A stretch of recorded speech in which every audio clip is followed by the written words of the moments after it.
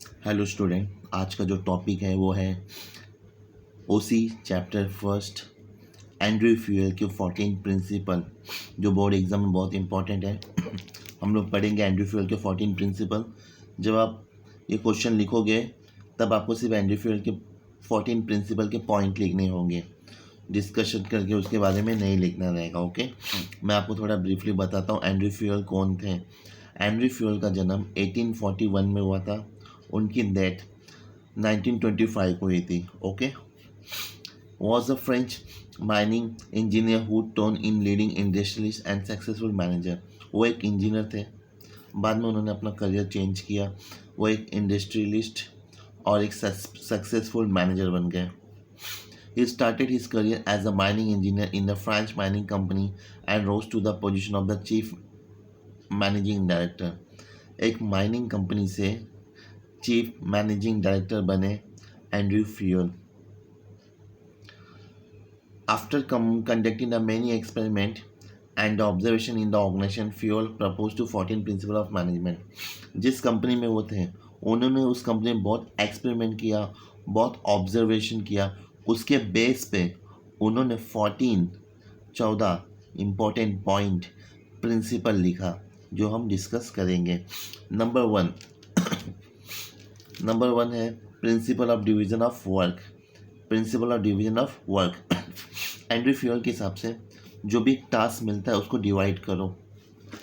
जैसा एक कंपनी है, सेल का काम सेल मैनेजर को दो, अकाउंट का काम अकाउंट वाले को दो, परचेस का काम रॉ मटेरियल परचेस डिपार्टमेंट को दो। तो उन्होंने डिपार्टमेंट क्रिएट किया। जैसे कि एक कबाट होता है, कबाट में ड्रॉवर्स होते हैं ना, अलग अलग ड्रॉवर्स, उसी तरह उन्होंने डिवीज़न ऑफ वर्क किया। एक काम को आधे आधे लोगों में बांट दिया जिससे काम जल्दी पूरा हो और काम करने में आसानी हो। अगर सब लोग एक ही काम के पीछे लग जाएंगे, टाइम वेस्ट, मनी वेस्ट और काम भी होगा नहीं। According to this principle, the work is divided into different kinds of such as technical, financial, commercial, security, operation, accounting and managerial। ये सब डिपार्टमेंट को उन्होंने क्या किया, डिवाइड कर दिया। It is assign to employ as a per their quality and capability. जो जिसकी जैसी क्वालिटी है, जिसकी जैसी कैपेबिलिटी, उसको उनको वैसा काम दिया। It help in improving the efficiency and expertise of the employee, which ultimately turn into the expected productivity level। उनके कैपेसिटी के हिसाब से, क्वालिटी के हिसाब से उनको काम मिला जिससे कंपनी को प्रोडक्टिविटी फ़ायदा हुआ। Second point, principle of authority and responsibility. Fuel के सबसे पहला काम को डिवाइड करो।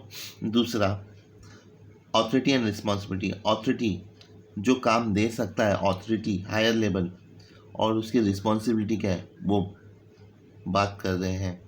Authority is the right to take decision. Authority कौन होता है, जो डिसीजन लेता है उसको ऑथोरिटी कहते हैं। It is necessary to get the thing done appropriate from the subordinate. Subordinate मतलब होता है एम्प्लॉई। सबऑर्डिनेट मीन्स होता है एम्प्लॉई। जो मैनेजर है जिस एम्प्लॉई को टास्क दे रहा है उससे काम करा के लेना चाहिए, वो मेन ऑथोरिटी है। Authority is always come with the responsibility। If the manager is given the authority to complete the task within a given time, he should be held responsible if he does not complete the work in given time। Authority and responsibility, जब कोई authority होता है, कोई manager होता है, उसको एक responsibility होता है कि कोई दिया हुआ काम है वो कम समय में उस काम को करके दे। अगर वो काम नहीं पूरा होता उस समय में तो वो रिस्पॉन्सिबल कौन होगा, मैनेजर होगा जिसको ऑथोरिटी मिली है। Third point, principal of discipline. Discipline होना चाहिए एम्प्लॉइज, मैनेजर में क्या होना चाहिए, डिसिप्लिन होना चाहिए, इसलिए इसको क्या कहा गया, principle of discipline. According to the field, discipline is the most initial thing in the organization. Employee must obey and respect the rule that govern the organization. Organization का जो भी रूल्स और रेगुलेशन है, एम्प्लॉय और manager को ओबे means क्या करना पड़ता है, फॉलो करना ज़रूरी है। Discipline help to achieve the goal in the organization। Goal discipline in the result of the effective leadership. अगर प्रॉपर डिसिप्लिन में काम कोई करेगा तो क्या होगा, प्रॉपर लीडरशिप होगा।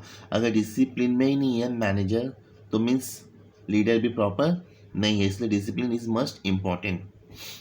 फोर्थ पॉइंट है principle of unity of command. Unity of command मतलब एक आदमी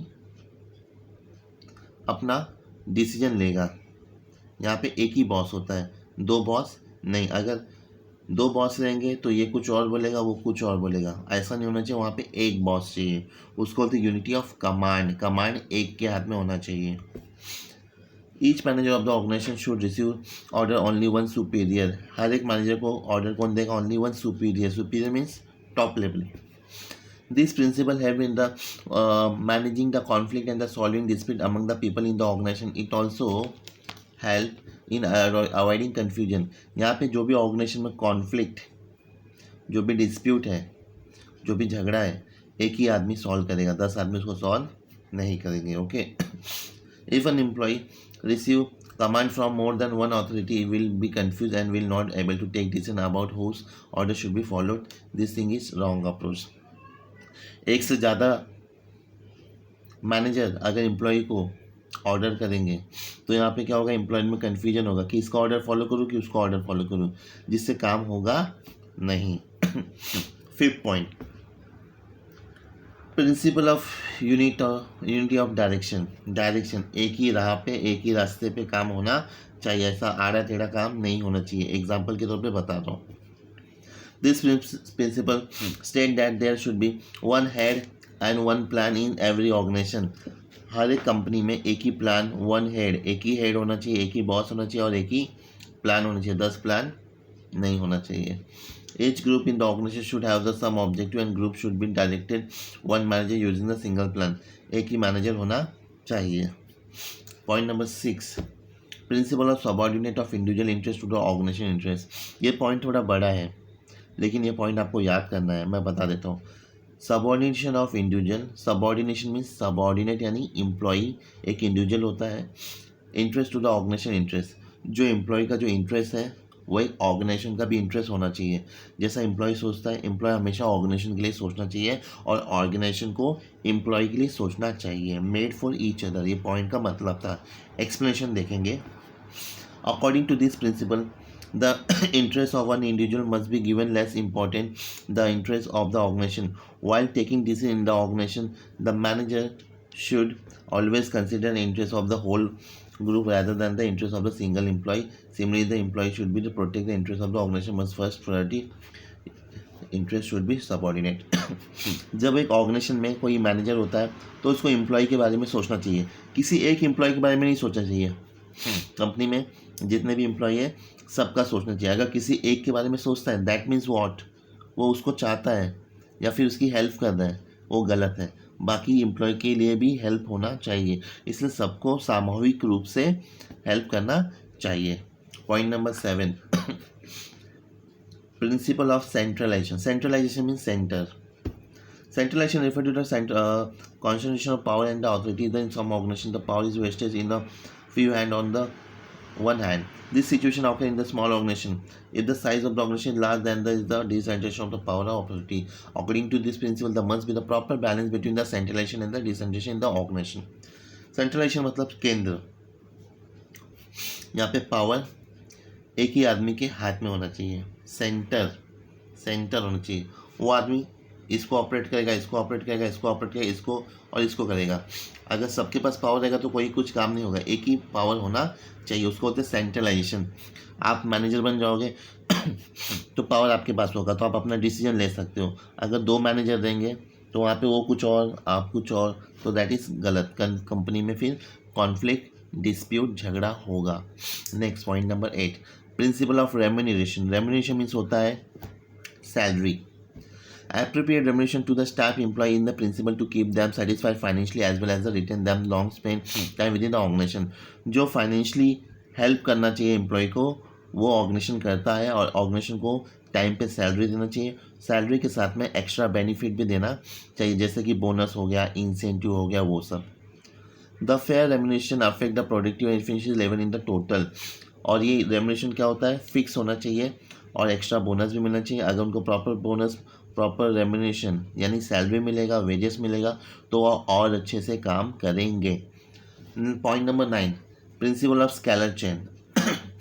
स्केलर चेन मीन्स क्या होता है? एक चेन बनता है पिरामिड जैसा, आप देख सकते हो। एक यहाँ पे ए होता है, फिर बी होगा, फिर सी होगा, फिर डी होगा, फिर ई होगा, फिर एफ होगा, फिर जी होगा। ये एक पिरामिड होता है। तो एक चैन सप्लाई जैसा होना चाहिए, जो टॉप लेवल जो बोलेगा मिडल लेवल सुनना चाहिए, मिडल लेवल जो बोलेगा लोअर लेवल सुनना चाहिए। समझ में आया? ऐसा नहीं कि लोअर लेवल कुछ बोले और मिडल लेवल कुछ और बोले और टॉप लेवल, तो ऐसा नहीं होना चाहिए। तो जो टॉप लेवल है वो मिडल लेवल, मिडल से लोअर लेवल ऐसा होना चाहिए। Scalar chain means the hierarchy of the authority from the top level to the lower level for the purpose of communication. Scalar chain communication purpose के लिए होना चाहिए, top to lower level. Okay. This helps to ensure the orderly follow of the information communication. Traditionally, organization used to the frame large scale chain which is the time consuming, क्योंकि time consuming होता है top level, middle level, lower level, लेकिन एक follow-ups होना चाहिए, तब जाके यहाँ पे रिस्पेक्ट भी रहेगा। ओके, छोटा कर लो पॉइंट को। Point number 10, principle of order. This principle based on the a place for the everything and everything in it place. Order होना चाहिए, प्रॉपर ऑर्डर में होना चाहिए। एवरीथिंग इन अ प्लेस, क्या बोला यहाँ पे? A place for everything and everything on a place. Okay, proper order होना चाहिए, जैसे 1 2 3 4 5 प्रॉपर ऑर्डर में काम होना चाहिए। Okay, human resource and material should be in the right place at the right time for the maximisation efficiency. अगर human, raw material, machine, ये सबका ये सबका सही समय से इस्तेमाल होगा, तब जाके कंपनी का प्रोडक्शन लेवल हाई होगा। Okay, the principle focus on the proper utilization of physical and human resources. Okay, proper उसके बाद आएगा point number 11, that is the principle of equity. Equity मतलब इक्विटी शेयर नहीं होता, इक्विटी मतलब होता है equal. Okay, management should be fair as well as friendly to the subordinate. Management जो है, मैनेजर फेयर फ्रेंडली होना चाहिए सबऑर्डिनेट के साथ, एम्प्लॉय के साथ। While dividing the work, delegation or authority deciding the monetary term, there should not be any discrimination between the employee. जब किसी एम्प्लॉय को काम दे या कोई बात करे तो वहाँ पे भेदभाव नहीं होना चाहिए, प्रॉपर सभी एम्प्लॉय के साथ बर्ताव करना चाहिए, काम देना चाहिए, डिवाइड करना चाहिए। अगर ऐसा नहीं करता है तो एम्प्लॉय में झगड़ा होगा और झगड़े का नुकसान कंपनी को होगा और कंपनी बंद पड़ जाएगी। Point number 12, principle of stability of tenures. Stability मतलब स्थिरता। Okay, stable. At the time of the retirement of employ, the management should assure that about the stability, tenure or job security.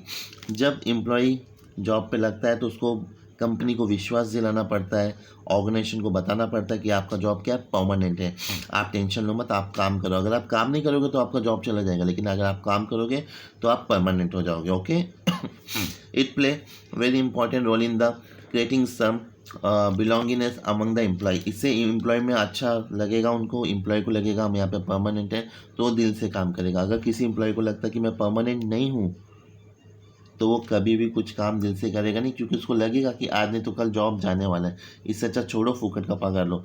ऐसा नहीं होना चाहिए। Principle of initiative. Initiative means what? खुद से आगे आना, इनिशिएटिव लेना। जिस समय तुमको कोई काम देता हूँ, होमवर्क देता हूँ, आप खुद से होमवर्क करके देते हो, वो आपका इनिशिएटिव है। समझा?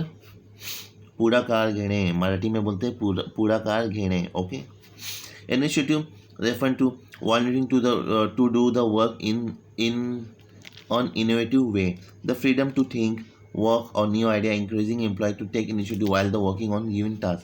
यहाँ पे कंपनी एक फ्रीडम देती है एम्प्लॉय को कि आप सोचो, आइडिया लाओ, आपके हिसाब से कंपनी चलेगी, अगर कुछ सजेशन है तो बताओ। इनिशिएटिव लेने को बोलती है, तो कुछ एम्प्लॉय इनिशिएटिव लेते हैं और उनके मन का जो थॉट है वो ऑर्गेनाइजेशन मैनेजर से शेयर करते हैं, जिससे कंपनी को फ़ायदा होता है।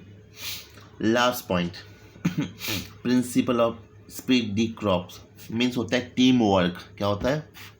Team work. यहाँ पे एंड्रयू फील क्या बोलते हैं, मैं डायरेक्टली बता देता हूँ। यहाँ पे हर एक डिपार्टमेंट के साथ कोऑर्डिनेशन, कंट्रोलिंग, कम्युनिकेशन के साथ काम करना चाहिए, जिससे क्या होगा? टीम वर्क होगा। टीम वर्क होगा तो क्या होगा? ऑर्गेनाइजेशन का जो टारगेट है, जो गोल है, उसको आराम से ऑर्गेनाइजेशन और टीम, मैनेजर एंड एम्प्लॉय की टीम मिलके अचीव कर सकती है। उसको बोलते हैं principle of split day crops. Okay, या आप पढ़ सकते हो कॉप्स, तो आप उसको टीम वर्क लिखना। ओके, तो ये थे 14 प्रिंसिपल, इसको अच्छे से रीड करो और याद कर लो, एग्जाम में आएगा। मिलते हैं नेक्स्ट क्वेश्चन के साथ नेक्स्ट डे गुड नाइट।